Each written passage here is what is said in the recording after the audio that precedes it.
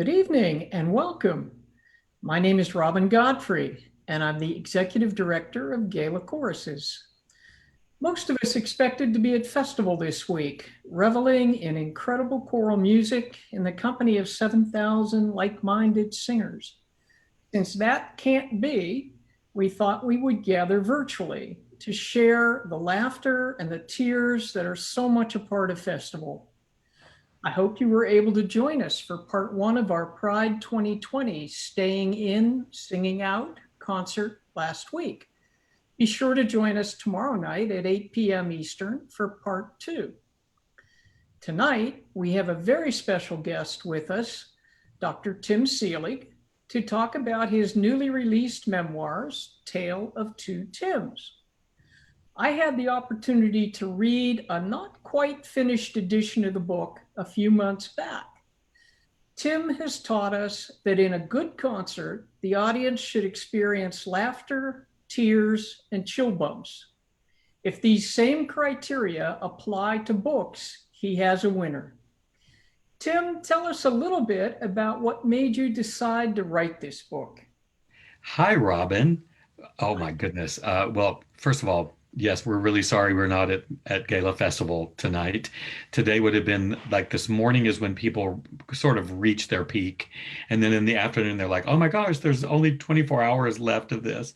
The San Francisco Gay Men's Chorus would be patiently or not patiently waiting for our set tomorrow afternoon and then excited about throwing the party, the final party. But alas, here we are. And I didn't answer your question. Such a politician. Tim, why did you write a book? Let's talk about Gala. So, um, along my journey, there have been some fairly dramatic ups and downs, and exciting things, and not so exciting. Lots of failures and lots of successes to go along with those. And people used to say you should write a book, and I would say I'm not old enough. And then that didn't work out anymore. And the real impetus, as you'll hear about in the reading, was a year and a half ago. My daughter died suddenly, and it threw me into a complete disarray in my life. And I took a sabbatical and began to journal and write. And I've always written and I've always talked a lot. And so I began to write, and it turned into a book. And so, therefore, the two halves are it's going to be really obvious. I spent 35 years as a big old gay, and then I came out and found out that there were gays and that I was one of them. And then I've been conducting LGBTQ choruses ever since. Excellent. Well, then, why don't you read us some parts of your book and let our audience know a little bit about what's in the Tale of Two Tims? Thank you. I would love to do that and so grateful for the opportunity. So let me give you a little overview of what you're in for. I'm not going to read the whole book. It's actually, there's an audio book, and I actually read it myself. It's available on the Amazon or the Audible or iTunes. And it's accompanied by Bobby Joe Valentine on the guitar. And I'm really proud of it, but it lasts 9.5 hours. So we're not going to do that to you tonight. I'm going to read for about 30 minutes, various chapters throughout the book that I hope you'll find interesting. And then the most fun part is Robin and I are going to do a Q&A. Some of those questions will be taken live off of the chat. Be nice. And then I'll finish up with the final chapter after we're done with the Q&A. So it should be about an hour, but settle in, get some hot tea or a hot toddy, whatever makes you happy, and off we go. All right. Chapter 6, Life's Volume Knob. The exuberance of childhood brought such joy. It was all a wonder. Each new melody, rhythm, hand movement, no movement below the waist. That's dancing to a Baptist. They thrilled me no end. At the ages of 3 and my brother 5, we were stars. From the stage of the piano bench in the living room, we sometimes escaped to play with the other children. We skipped and played and ran around like crazy children. Every activity was done fortissimo. Nothing we did was pianissimo. Although expressed in the narrow confines of the church, the music and joy I found there would last unabated and untarnished for the rest of my musical life. Once I got too big to stand on the piano bench, however, things changed. Someone was telling me to tone it down. The same people who put me on that piano bench and encouraged me to sing out were putting their fingers to their lips and saying, shh. I was taught the right way to sing, the right time to sing, the right volume to sing. Layer upon layer of insecurity was added. My beautiful and unique song began its process of conforming. Could I risk going against the tide and remaining unique and true to myself? I could not. Then the death knell of all questions entered my mind and my soul, a question that would alter my life completely. What will people think? My outrageous, creative, and unique expression began a slow death. It took me back to 4-year-old Tim on the front pew of the church. People liked that Tim who sat completely still, like a little guard at Buckingham Palace. The refinement continued. It wasn't just singing or dancing, it was gestures that went from huge and expressive to small and intimidated, with elbows stuck inextricably to our sides. We were told to walk a certain way, hold our books a certain way, talk a certain way, stand a certain way, cross our legs a certain way, lower our voice, and never be flamboyant. Keep your gestures small and appropriate. And it continued in school and choir. I spent years with people beating out the individualism, creativity, and uniqueness within. We all wanted to fit in more than anything in the world. I was told to line up single file, color inside the lines, never veer from the norm, wear a uniform or a choir robe, use a black folder, stand in the crook of the piano when singing a solo, don't move, don't gesture, and for heaven's sake, don't look like you're having fun. My own creativity suffered from those strictures. My creative volume knob was being turned down, seemingly daily. Remember, small is the gate and narrow the way that leads to life. That narrow way could confine me for only so long before I simply had to release that outrageous, exuberant joy from inside. The cost was great, the pain unspeakable at times. My kids, my jobs, possessions. But I traded in that piano bench stage, and church pulpit for great concert halls and pride parades, flamboyant gestures and all. And Paul hit it.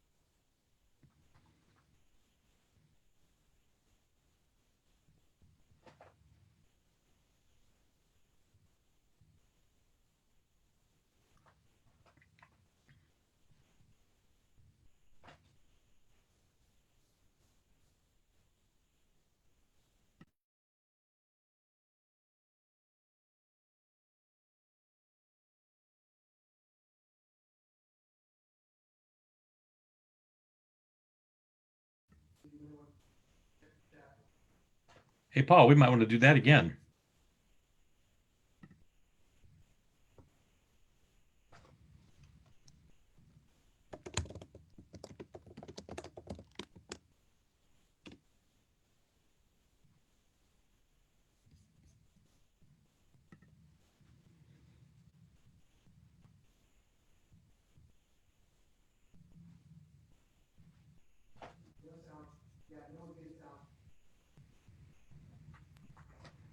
I'm back.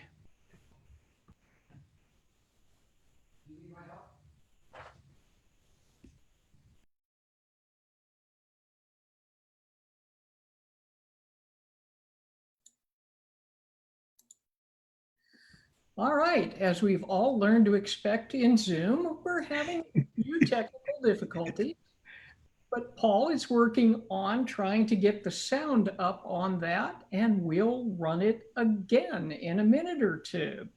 Great. I've But never while sounded better. we're doing that, Ooh, I'm ready to go. I figured it out. Awesome.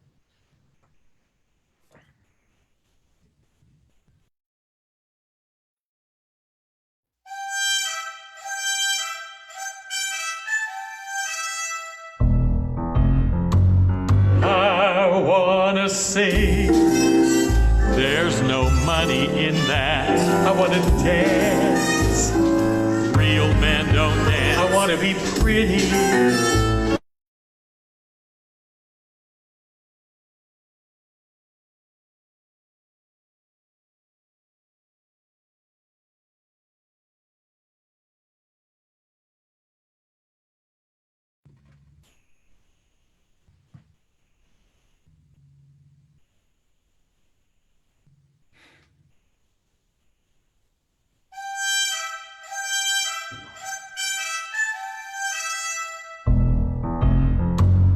I wanna sing.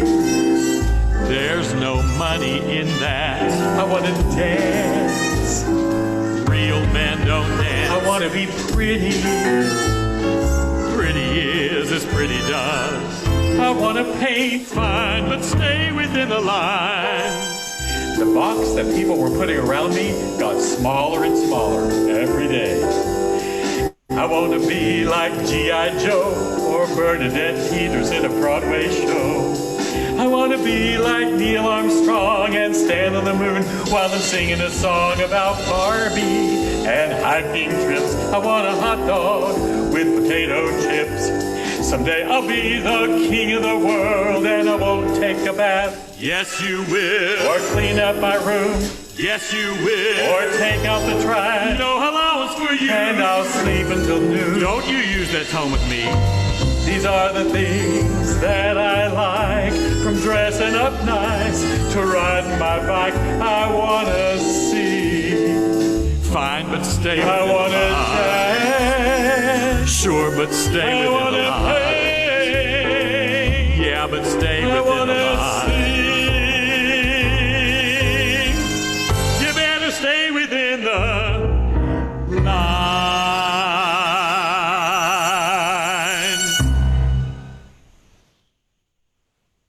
Oh, now we're back.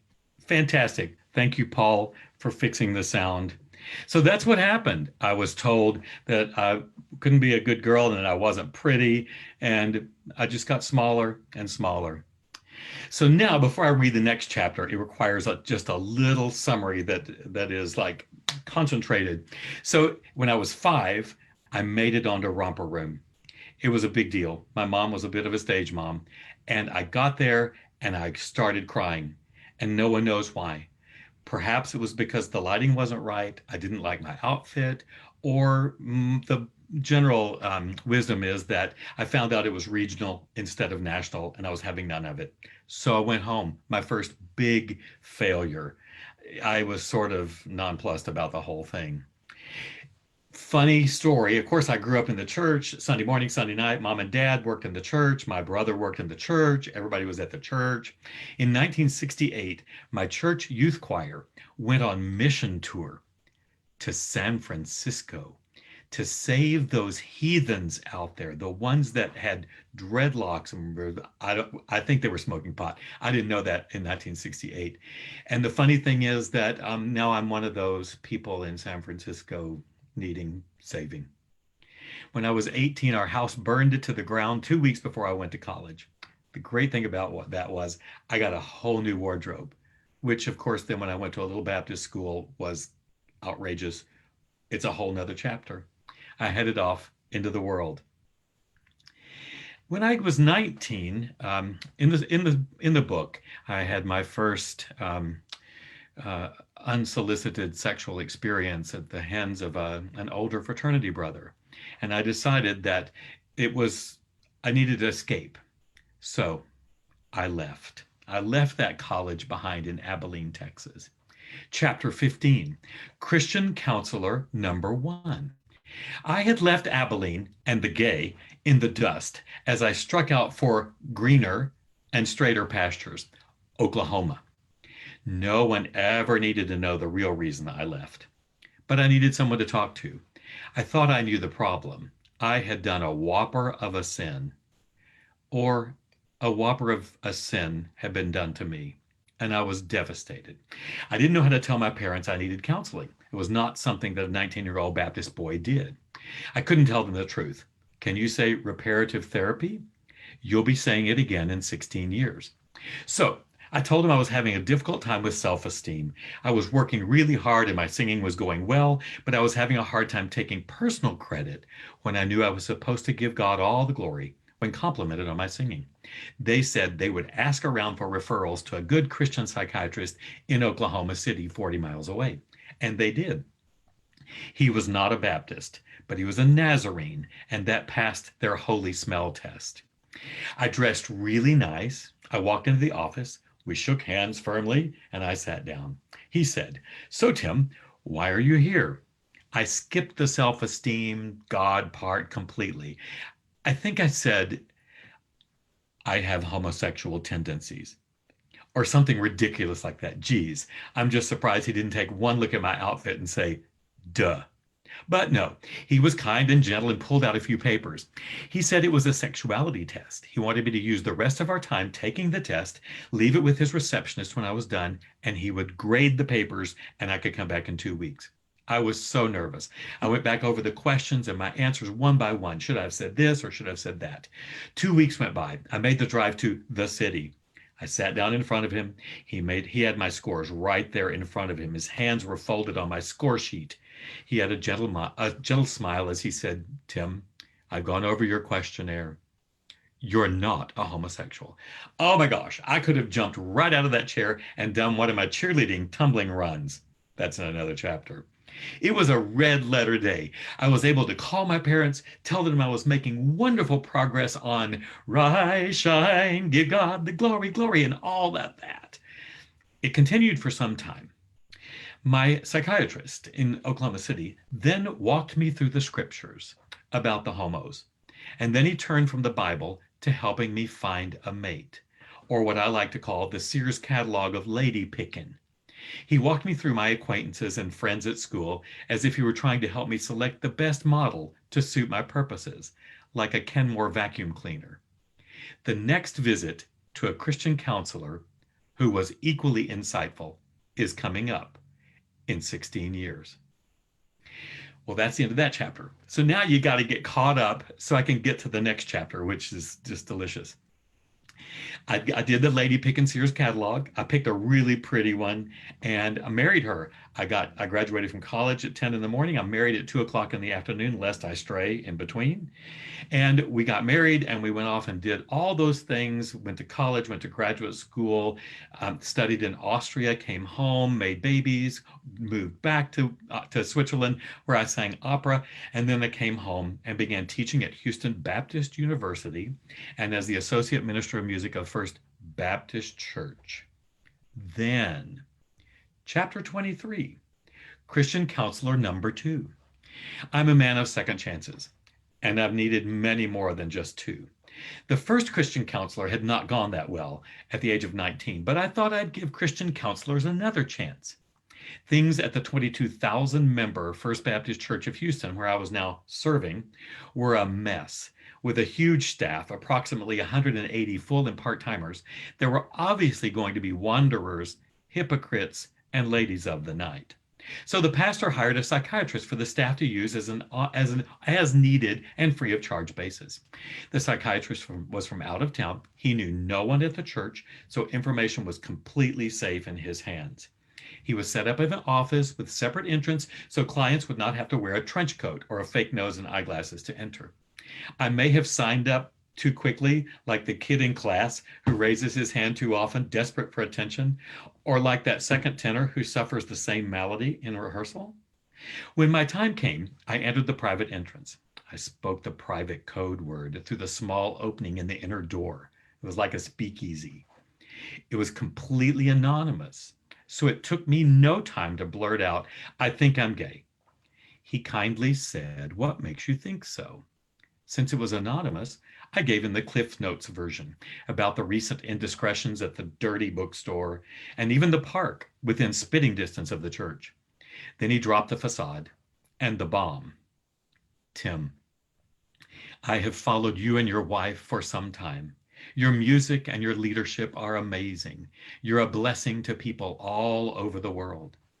Then, leaning forward in his chair, as if telling me an intimate secret, he gave the final words of wisdom. Continue what you're doing with your wife and your music. Take care of those urges when they arise, just as you have been, but don't let it ruin your ministry. That was just the slap in the face I needed. It made me sick. It made me look at myself. His words actually held up a mirror so that I could see my life and the wreck I was making of it. He did me a huge favor that day. My own hypocrisy could not have been unveiled in a brighter light. And because of that, Christian counselor number 3 was coming at me very soon. Now, for those of you not familiar with the innards of the Southern Baptist Church, here's a quick primer. The church has put the fun in dysfunction.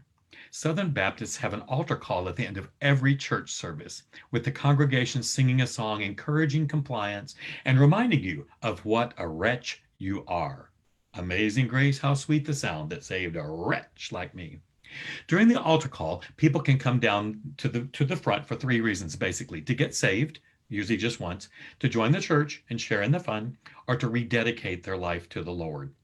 Sometimes people come and surrender for foreign missions, but not very often. The altar call became something very different for me. When I did not physically go to the altar, I was there in my mind, actually praying. I asked God all about being gay. God didn't answer. I asked God to please take my desires away. Nope. I claimed that my sexual preference was heterosexual. Really? I would weep. I'm pretty sure everyone thought I was praying for the starving people in Africa, for them to see the light and listen to the missionaries better so they could go to heaven, even if they had to starve to get there. Nope. My tears were not about lost souls. They were about me. I was the lost soul for whom I was weeping. I asked God to take this cup from me. Maybe one more verse of that invitation hymn would do the trick. But God didn't remove it. It was years before I finally accepted the fact that God did not change me because I was already whole and a homosexual. End of Christian counselor number 2. Now, chapter 24 is Christian counselor number 3. Its subtitle is Rip the Band-Aid Off. Now, I'm not going to read it because it's just too much. It's just too much for right now. But I'll give you the cliff notes. You got to read this chapter yourself. You know the old adage, first time shame on you, second time shame on me, third time you're just stupid. Well, Christian counselor number 3. But this was different. It was a marriage counselor. The first meeting had it together with my wife. Meeting number 2, he said, I want to see each of you by yourselves. So I came for number 2. I said, I'm gay. He said, duh. Meeting number 3 was just with Vicky, my ex-wife, now ex-wife. At meeting number 3, he spilled all the contents of meeting number 2. And I mean all of them. Vicky, rightfully in shock and angry, headed straight to the pastor's office and then reached out to family and friends for help, all in the same day. That led to losing everything, or so I thought. It leads to chapter 25, titled A Trip to the Pastor's Office. That's where reparative therapy would rear its ugly head again. It's also the end of Act 1 of the grand opera that is my life. So it's time for intermission and a vodka tonic. Remember, the set for Act number 1 and Act number 2 are going to change dramatically. The outfits are going to change from the Baptist outfits to the gays. You don't want to miss Act number 2. So I thought, while I'm reading for you all, and I'm getting close-ish to the Q&A, I thought, what are they going to be interested in? They don't want to hear all about all the stuff that happened to me. They want to hear about GALA. We're supposed to be at GALA. So I'm going to read chapter 31, or a part of it. It's called Turtles for the Save. Music had been my rock from the very beginning. I started at the age 3 singing "You Are My Sunshine" while standing on the piano bench. That evolved into the Marriage of Figaro in Switzerland and a solo recital singing Rachmaninoff at Carnegie Hall. It was at my very core. It became my life. It was both what I do and who I was. I came out in late October 1986. I knew nothing. I had nothing. I had lost everything. I was invited to an AA gathering in Dallas. I heard that a gay men's chorus would sing after the mocktail hour. I didn't know what a mocktail was, and I didn't know there was such a thing as a gay chorus. At the mocktail hour, I met a man who was their board chair, and they were looking for a conductor. And I thought, I think I'll apply. I did. I made the finals and auditioned. Oh my goodness gracious. For the first time in my life, I was conducting men like myself. It was absolutely exhilarating. And now, for the last 30 plus years, I've had the privilege of welcoming hundreds of gay men and lesbians into my choruses. Many, if not most, enter the room and, with the first notes, cry. Many have loved music their whole lives and have sung in school choruses or church choirs where they had to be in the closet. The music may have been touching their soul, but against a backdrop of living a lie. Finally, bringing the love of music and being oneself is a dream come true. It's very emotional. That's how I felt the night I auditioned.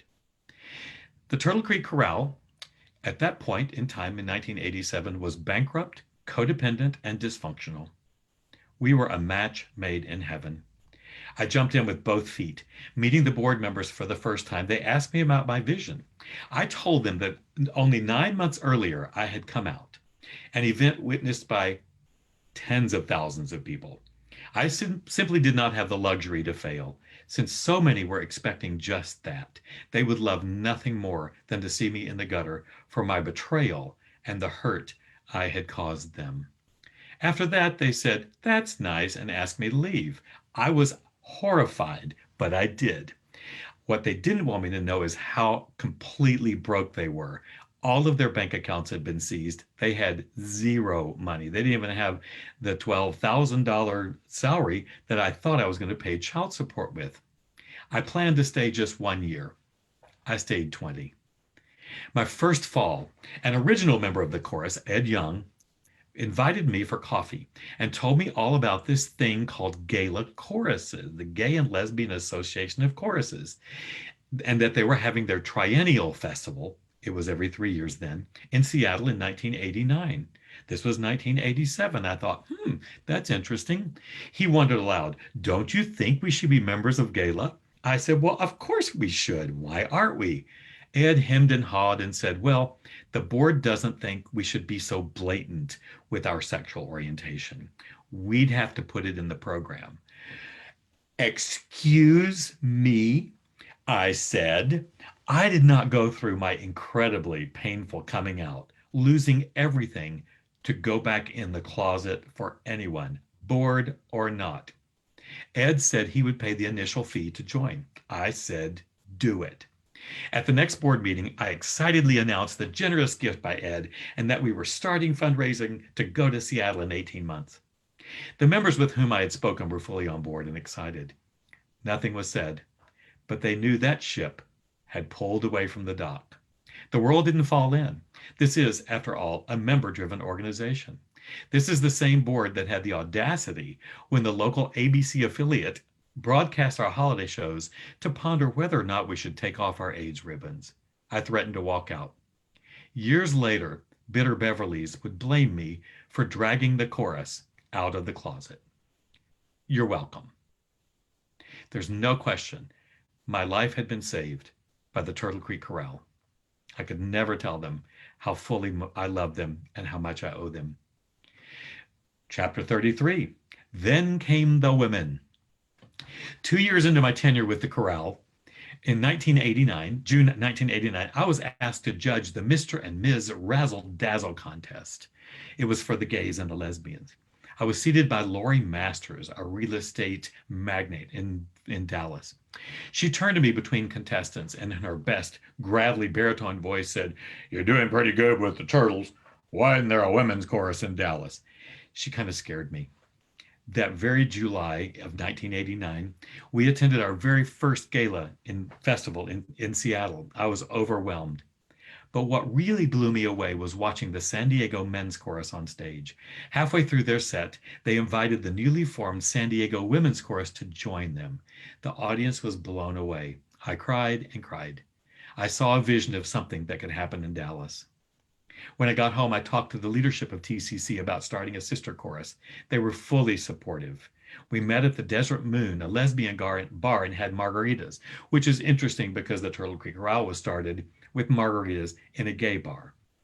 We kept telling people about the new chorus and telling people to come join in a meeting so we could talk about it, and about 30 women showed up at the very first meeting. They were determined to succeed. After one more meeting, they said, "Thank you, we're good here," and sent me on my way. They really wanted to do it on their own. A year later, they found themselves without a conductor, and Daddy Tim stepped in at their invitation. Off and on for the next 12 years, I conducted them.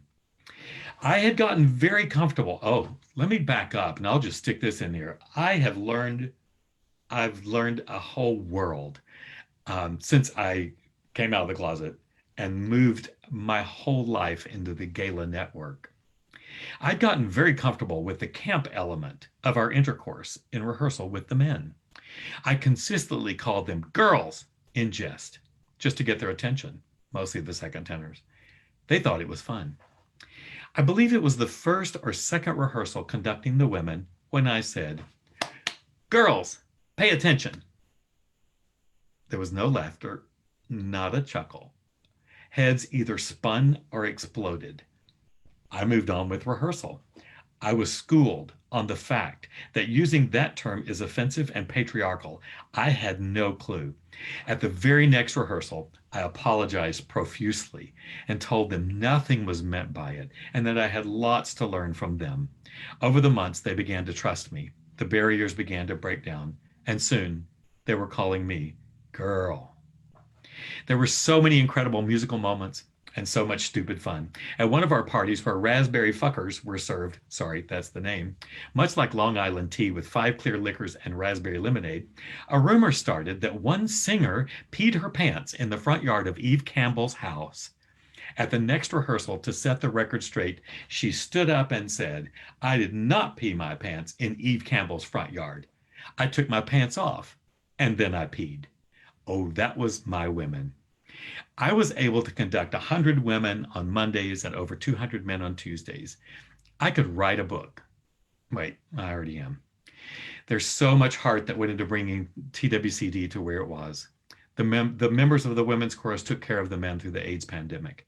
And the men did that in return by creating Sing for the Cure and even taking our red ribbons and making them half red and half pink. It was the best of times. I had a spectacular men's chorus and a fabulous women's chorus. And when we joined, heaven came down and glory filled my soul. So now it's time for the Q&A, and that was really good. I was shooting for 5:30. But I did want to tell you just a little. I'll give you some chapter titles that we didn't get to. There was the lovely one From Gutter to Glitter, AIDS in 3 acts. And the 3 acts were a documentary, the Atlanta Olympics torch, and then finally my own seroconversion to HIV positive. There's one in the first part of my life called Cheerleading for Jesus, and its sequel, Eating Jewish Crow. You don't want to miss that. There's a long chapter on the opportunity to become friends with Maya Angelou and the 2 times I got drunk in her kitchen. Then there's Someone Told Her She Was Broken, and it stuck. It's a song by Bobby Joe Valentine. Oh boy, we all live with that one. And then Death Came a Knockin'. San Francisco Gay Men's Chorus, my final choral home. And then one of my favorites, Catholics, Baptists, and Mormons. Oh my. So there's a little overview, and I'll come back after your Q&A, of which I'm extraordinarily nervous, um, and read the final chapter for you. Okay, Robin, hi. Hi. All right. We have a question from Glenn in Ottawa. He says he first knew of your work and then your choral legacy after you came to Ottawa last year for Tyler's sweet performance with Tongue Cluster, quite a queer choir. Such a stirring creation and performance from such a tragic event. Following that experience, my question for you and maybe other gala members, whose untold two-spirit LGBTQ plus stories are still waiting to be set to music or explored further? Oh, what a beautiful, beautiful question. I think the most important thing that we can all do as members of Gala choruses is go to the Gala chorus website and look at the things that other choruses are doing and the things that have already been composed and already being sung. All of those heroes, of course, deserve to have their own song cycle. And I know just this year Steve Malloy with Jane did Bayard Rustin, which is amazing. We missed our opportunity at a new commission called At Queer Z, the all by Julian Hornick, who's 24 years old, and it was the story of Generation Z, and we will get some of that out. We had 10 co-commissioning choruses with that, just like we did with Tyler Sweet. I think oh my goodness, the stories, I can't tell you which story is going to be next. We have Brianna St. Clair here, the first trans opera singer to graduate from the San Francisco Conservatory, and her story is extraordinary. But I think each of us has a story like that in our cities, and it's our jobs to find them, research them, and bring them to your conductor. Great. So, Tim, I think all of us have that fantasy of writing a book. Tell us a little bit about just how difficult that process was.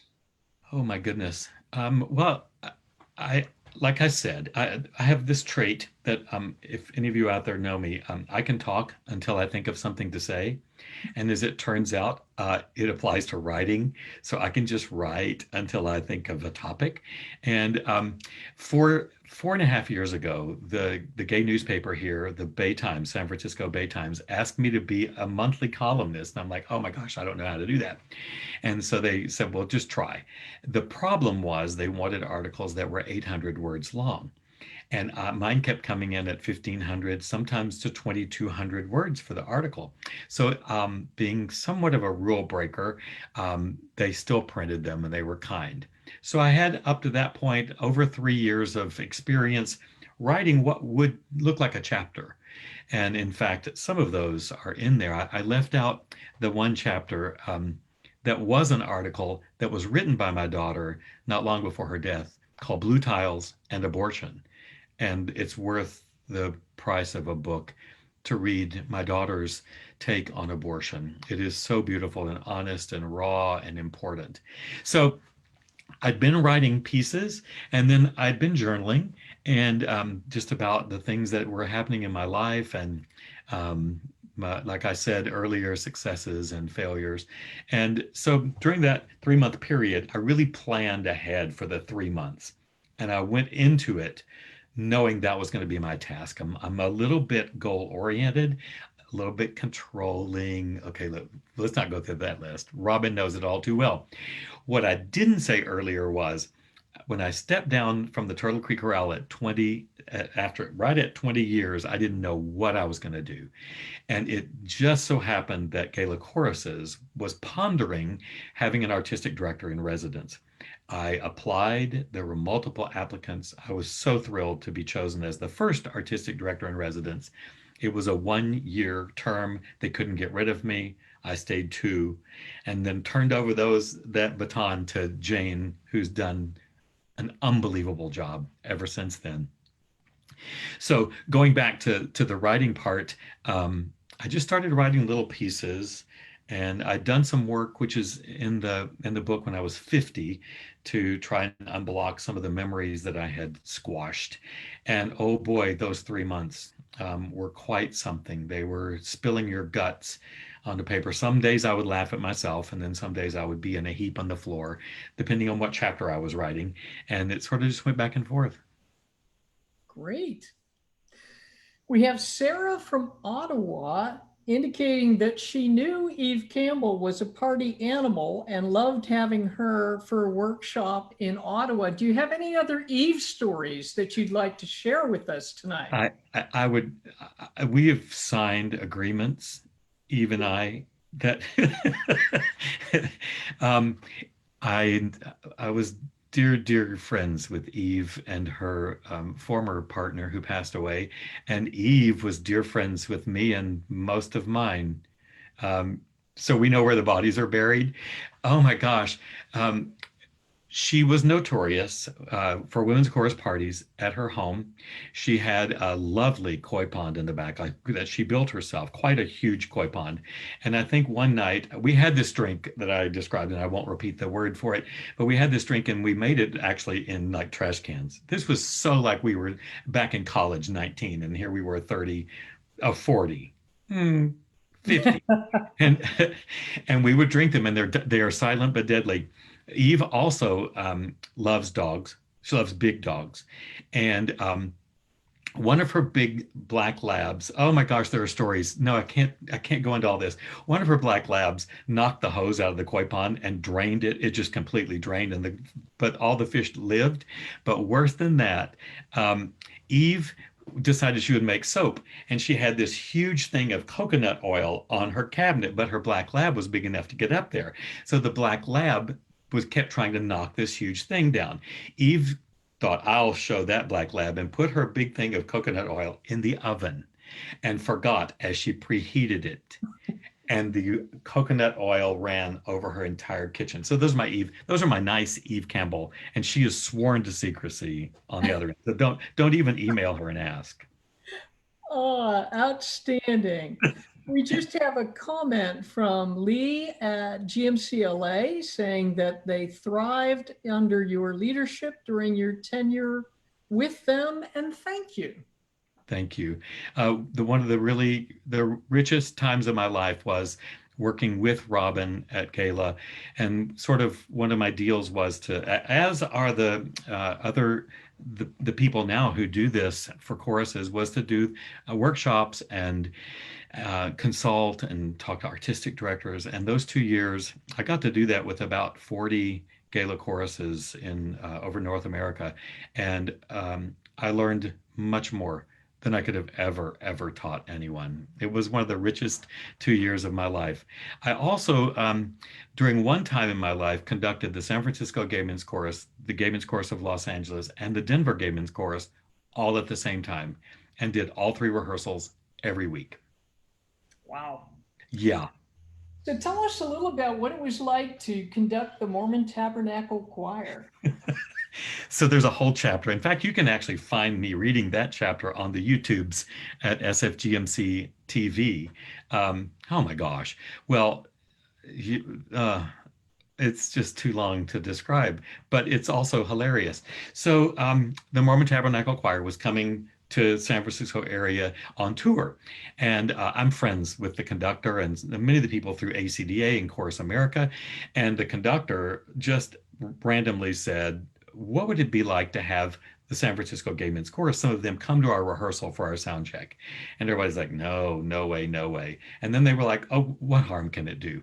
So we took a whole group of our former Mormons, known as FOMOs, to the sound check. But about 3 days before the concert, I got a phone call from the manager of the Mormon Tabernacle Choir saying, so would you like to conduct the encore? And I said, you mean at the rehearsal, at the sound check? And he goes, no, at the performance. And again, I thought we were being punked. I had my jaw on the floor. Dan was sitting over there. I was just, yeah, gobsmacked. So I did.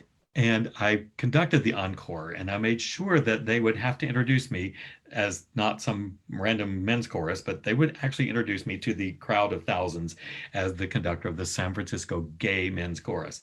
And when they did introduce me, they have the voice of God. And now, would you please welcome to the stage Tim Seelig, the conductor of the San Francisco Gay Men's Chorus. The crowd went nuts. I mean, of course, they're in California, and they went crazy. One of the most fun things was oh shoot, I can't remember the name of the paper. The next morning, the Salt Lake City paper said Mormon Tabernacle Choir has gay conductor, one night only, just to make sure. But the other paper, the Mormon paper, it was actually the Mormon TV came up and put the microphone in my face and said, "So, is conducting the Mormon Tabernacle Choir the greatest experience of your life?"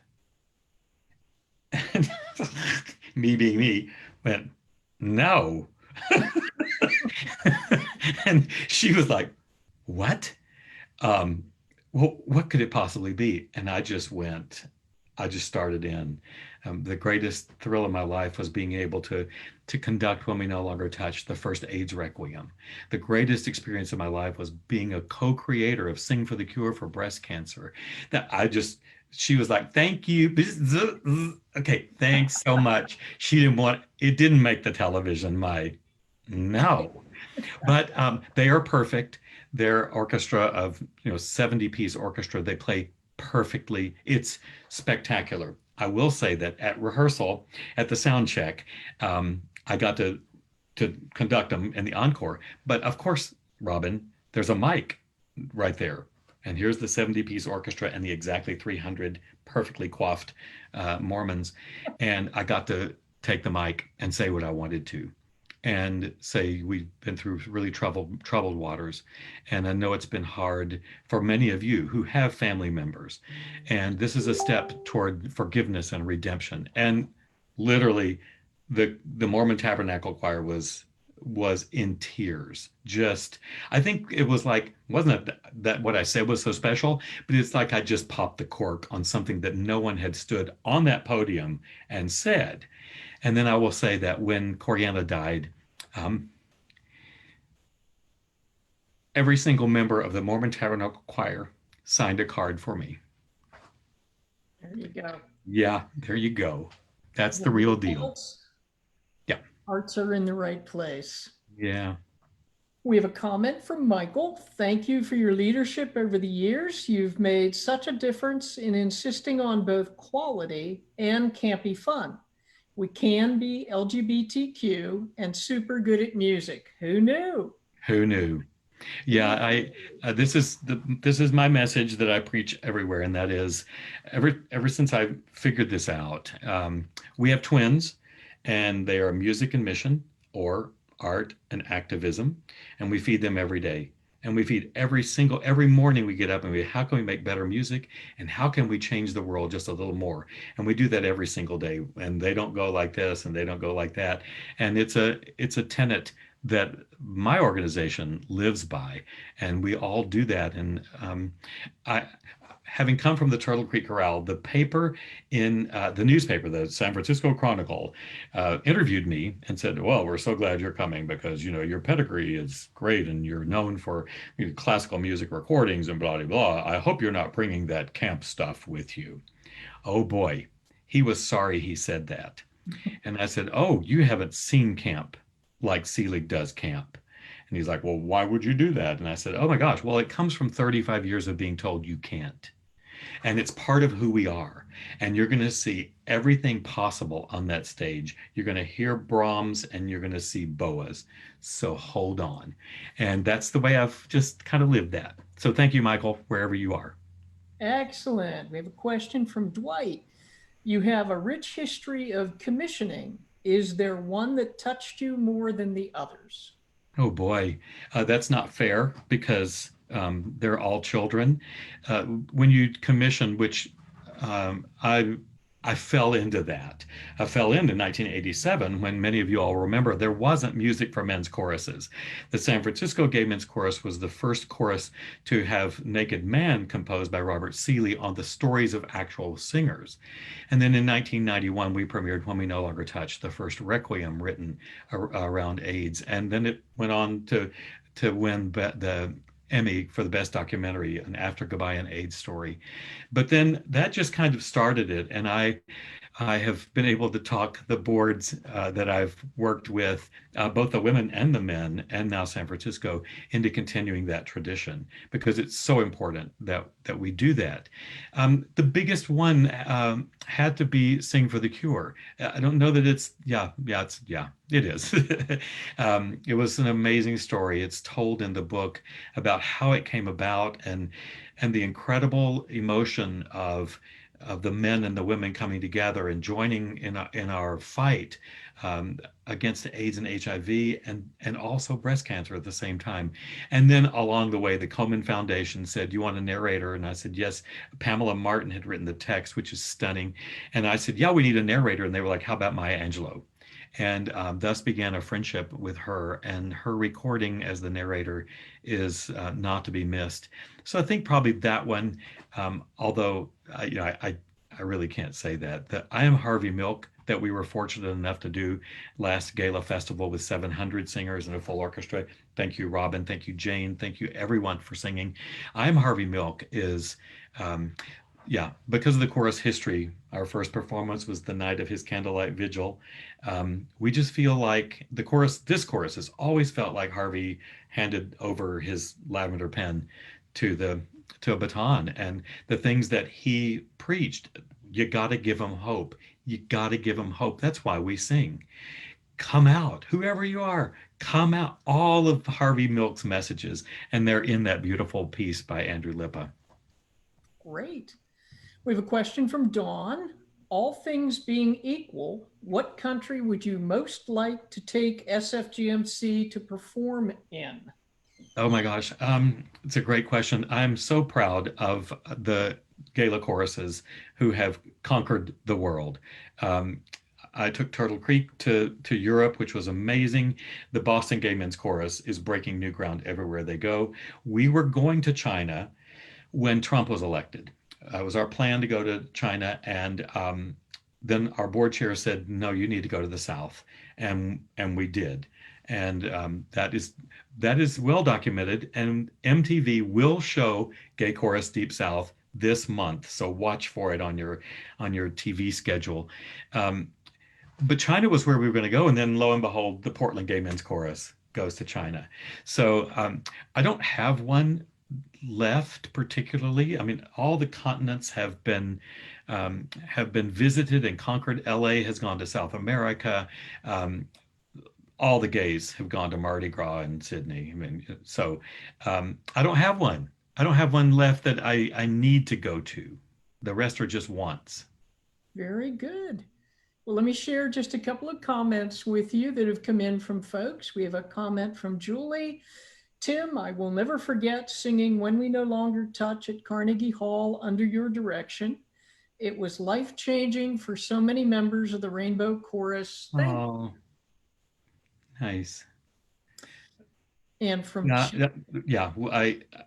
One of the things that has been really rich is that I have been able to do gala commissions at Carnegie Hall or Lincoln Center.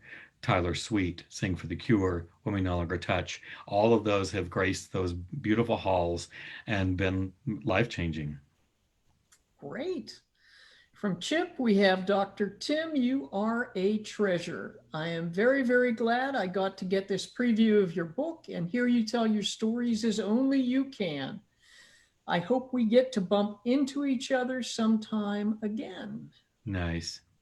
Thank And you. from Tony, You're going to make me cry. you know, it's part of festival. Tim had a great talent in creating our concerts with the Turtle Creek Chorale. Our concerts were always a roller coaster of camp, then classic, and then back to camp. One of my favorite Tim quotes was, "As long as you were director, we would never prefer the Messiah straight." Thank you, Tim. Okay, I held that promise for sure. Great. All right. And our last question from Larry. I love the Harvey Milk portrait on the wall behind you. What's the story behind it? Who's the artist? Thank you so much, Renee Bonet. When we did the world premiere of I'm Harvey Milk, we put a call out for young people to express their feelings about Harvey Milk in whatever medium they wanted to. We got performance art. That was interesting. Julian Hornick, at the age of 17, wrote Altoona, Pennsylvania.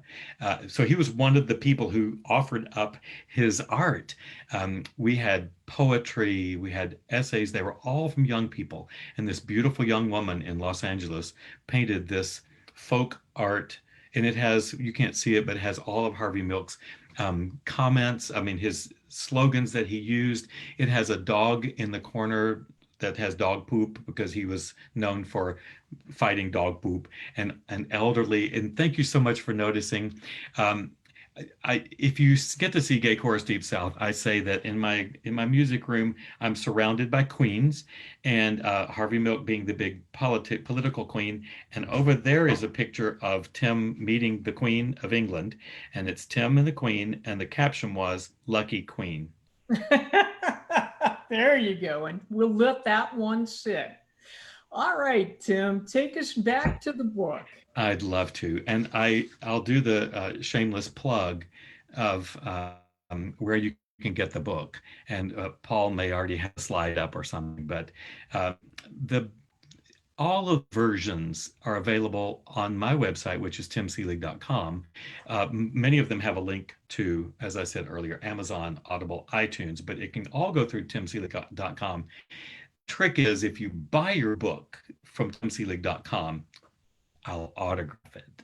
I'll even put your name in it. You can put a memory, whatever you want. So that's where you can get them. Oh, Robin, we're going to do one final chapter, and then I'm going to sing one final song, and then we will say goodnight. The book has 60 chapters. They're divided in half, and this is chapter 60, my conclusions. Looking back over my life, it's hard to imagine actually riding the roller coaster named Tim. I think some refunds might be in order. In hindsight, it was filled with more thrills and chills than any one human should have. Exhilaration, laughter, pain. I get to look back as if the roller coaster had a rear view mirror and take pride and joy in all the twists and turns, even the scary ones. When all is said and done, it's been a life of joy. I got all strapped in for the ride on January 10th, 1951, and the journey began. It chugged uphill, seeing all the things you've read about. Often, it dropped in the death-defying plunge. Some did not defy death and fell out along the way. But the roller coaster continued up and down, round and round. A couple of times it did a loop that makes the stomach unsettled. As the coaster slowed, the ups and downs were supposed to get smaller. Oops. But it does eventually slow down and give time to reflect on why the hell you ever got on it in the first place. I've been at the edge. I've imagined the world would be a better place without me in it. I had one of those moments less than a year ago as I stood at the edge of a massive cliff in Bodega Bay with crashing waves on the rocks below. It was a cliff where, 1 year earlier, I had stood with Coriana, arms around each other as we shared the awe of looking at the mighty power of the ocean she loved so much. This time, there was no Coriana to hold. I looked down and I saw her in the waves, on the rocks and the surf. I wanted desperately to join her, wherever that might be. It would have been so easy. Had I been there alone, it may have come to pass, but I wasn't. There was someone there to walk up and put his arms around me as I wept. Thank you, Bobby Joe. Then, much like the cemetery scene in Steel Magnolias, tears dissolved into laughter as I realized snot had run down into my mustache and beard and not a tissue to be found. Coriana would have loved. She and Jensen had a thing for snot, boogers, and all other body oddities. How does one move from empty to full? When I was 35, I learned that there was no one there but me. Alone in a motel room, cut off from the life of the people I had known, I learned that the words that so many had used before were no longer soothing or encouraging. No amazing grace, no rock of ages. I had heard before, but I'd always been surrounded by people and lots of advice on what I should hang on to. This was my first time to be on empty. No one to even get me to the next station. Nope, just me, a vibrating bed, a pay-as-you-go television, and a few quarters. I slept well. For the first time, the heavy millstone of living a lie had been lifted from my shoulders. Then I got up. Although emotionally bankrupt, I was hungry. I went to the Luby's cafeteria next to the Motel 6. It would have been Denny's had it been La Quinta. Right there before my eyes was the answer to my empty stomach, at least. Watch out, cafeteria ladies with your fetching hairnets. Here I come. In previous visits, when the first helper said, "Salad for you," I asked for my usual lime jello with crushed pineapple and cottage cheese. Next came the entrees. Entree to some of you. Chicken fried steak with cream gravy, please. Then the sides, black-eyed peas, collard greens. I'd have the jalapeno cornbread to sop up the pot liquor from the greens. And finally, I topped it off with lemon meringue pie. Today, rather than all of those southern delicacies at Luby's, I was going through the cafeteria line of life. My tray was completely empty. I could choose anything I wanted. It had been cleared off. No one was there to tell me what to eat or how to eat it or what blessing I would say before the first bite. No one was there to criticize me for my choices during previous visits. I was truly free. The truth had done that for me. The things I put on my tray that day were music, empathy, humor, and truth. The approval I had been seeking all my life was given freely. It was in a simple word from a cashier at the cafeteria of life. She was standing there in her little waitress outfit. Okay, it wasn't little at all. It was well used from years of wear and tear, stained by beets and collard greens. She wasn't special or beautiful in the world's eyes. Truth be told, her eyeliner and shadow were a little excessive for my taste. Jealous much? She was not there to judge what was on my tray. She didn't look at me with pity for my losses. She'd lived a hard life herself. She didn't need anything from me. She didn't have anything particular she needed to say.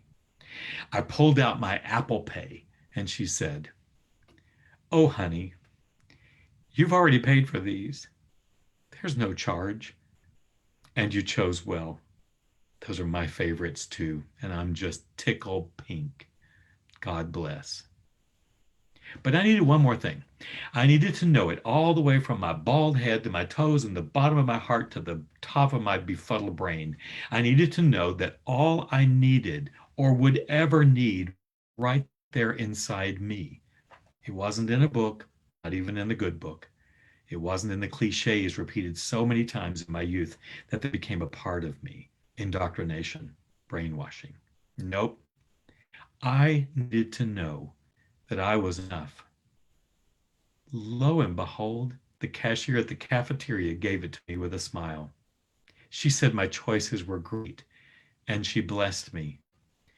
Maybe that beautiful, life-worn, hard-working woman who gave me life's riches at no charge was actually God. She wanted nothing, required nothing, and didn't judge my tray. Who knew you could find her at Luby's? Remember that I chose my own clothes button I wanted for Judson? Well, I need a button that reads, "I chose my own life." You do have choices, of course. I'm not judging your cafeteria choices if they work for you, but this is my trip through the line of life. It's fascinating when you have nothing left emotionally and you look at your life and the hard lessons learned, you will see grace. In the empty space, you can find faith, you can find hope and love. It's more than okay to love yourself. And if love is the greatest gift of all, then we will love the least among us. And when we love them, we find ourselves fighting for them, bringing them along, lifting them up as we sing and dance. That's what happened to me. Before we know it, we are full again and ready to face the storms or even dance with them, as Andrew Lippo wrote. One burning question remains. Did I throw the baby out with the dirty bathwater? Certainly, the dirty water went. That dirty water included organized religion. It included the cruelty based on fear and insecurity propagated. Every once in a while, it laps back up around the edges, but it's no longer the core of who I am. If the baby is a deep sense of the spiritual, and the baby is alive and well, I know I can find it in myself and in those around me and in the beauty of the world and in those who have passed, who have chosen to surround me yet with their love. I simply must close this from Maya Angelou. You may not remember what you read or what I've read, but I hope you never forget how it made you feel. And now we'll listen to a song.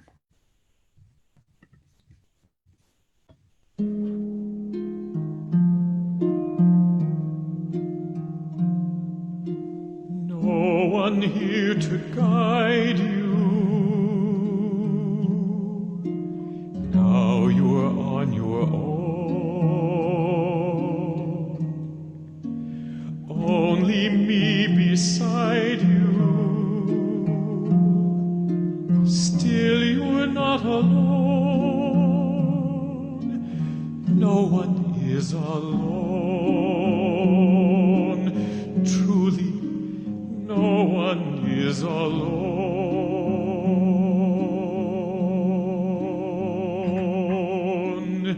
Sometimes people leave you halfway through the wood. Others may deceive you. You decide what's good. You decide alone. But no one is alone. People make mistakes. Fathers, mothers, people make mistakes, holding to their own, thinking they're alone. Honor their mistakes. Everybody makes one another's terrible mistakes. Witches can be right, giants can be good. You decide what's right, you decide what's good. Just remember, someone is on your side, someone else is not. While you are seeing your side, maybe you forgot they are not alone. No one is alone.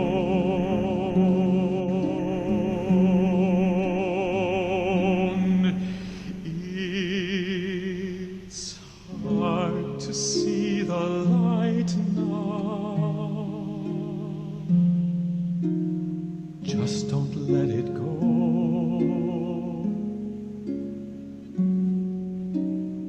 Things will come out right now. We can make it so.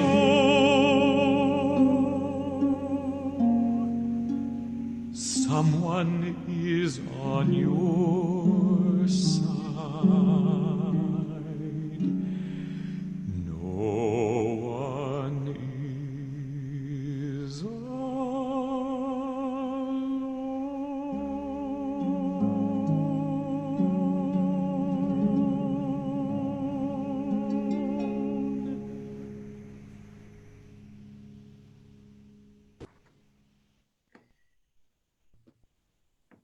Tim, thank you so much for sharing all of that with us this evening. I don't know that I have the courage that you show to Thank open you. up and share with others so much of your life. And thank you. Thank you. Thank you so much. Thank you, audience, for joining us this evening. And remember to tune in tomorrow night for part 2 of our Pride 2020 concert. Good night, all. Good night.